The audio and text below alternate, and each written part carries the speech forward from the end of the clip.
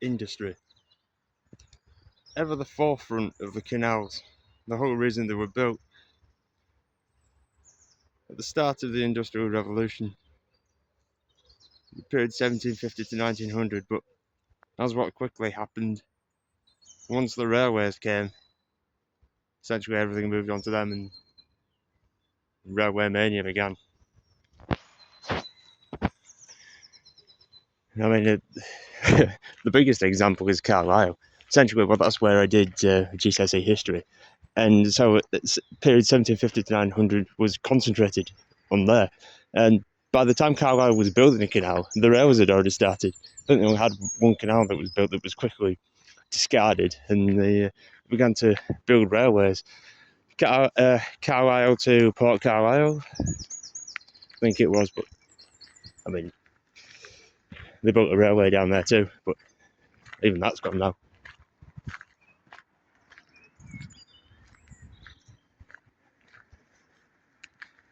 Things like when I've been looking at this, I mean, I was going to attempt it. You can see examples all the way up and down the canal. There's not much examples to give you right here at the moment. There's one just over there. That sort of thing. The old British Path videos where you're giving you documentaries on things. Right, anyway, I'm going to move on to something else because there was something else I wanted to look at. And you can see that there. I mean, that's the bedrock that's underneath the road.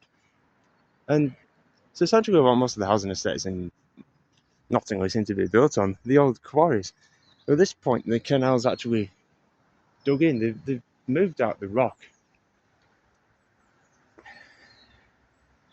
And it's almost right on the edge. I mean, after Nottingham, it goes out onto the flats, which is all the silt. But here we've got all the limestone. So yeah, I think I've read this once, but I can't remember what to say. Well, I know all that. There's several places along the canal. Or Brotherton Formation. There was a geology app I was looking at.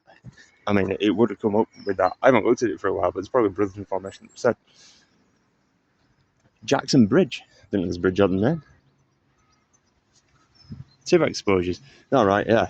Well, this has been quarried out, obviously, because the amphitheatre's over there. And then, of course, you've got the other side. Oh, agricultural one.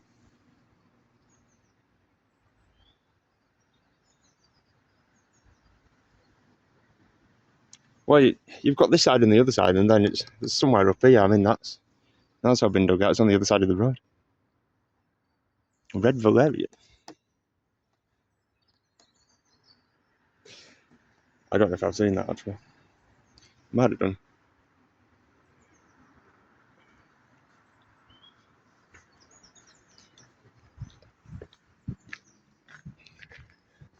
Anyway, this is me on the last steps. I mean, the last time I looked, I'd done about 8,000. It might be up to about 9,000 now.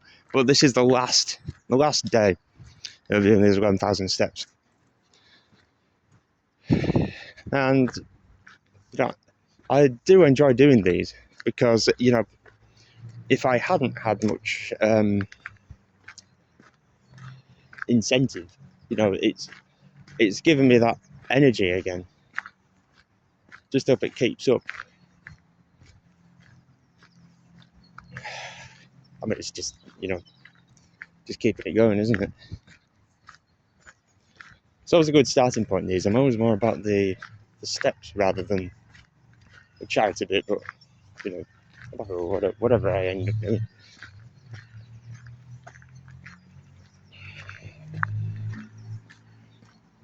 We'll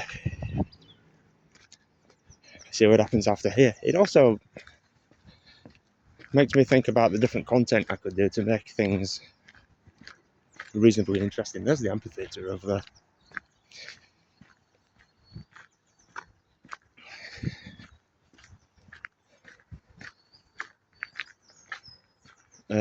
Where am I going?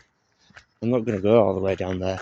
I maybe had other ideas, but I think I'm just going to leave this here. I will have 11,000 done by the time I get back. But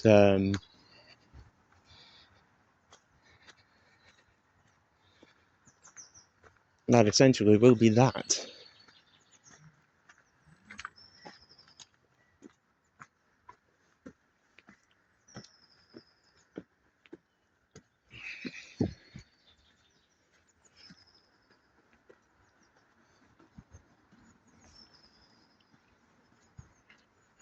And that's the end of another little stint of things.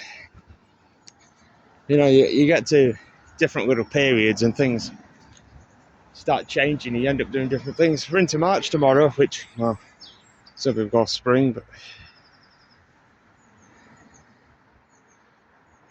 I just wonder if there's some more winter to come. But anyway, thanks for watching, following, whatever.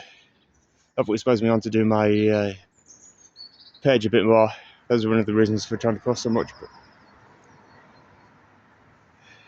yeah, see you later. Let's finish with some daffodils.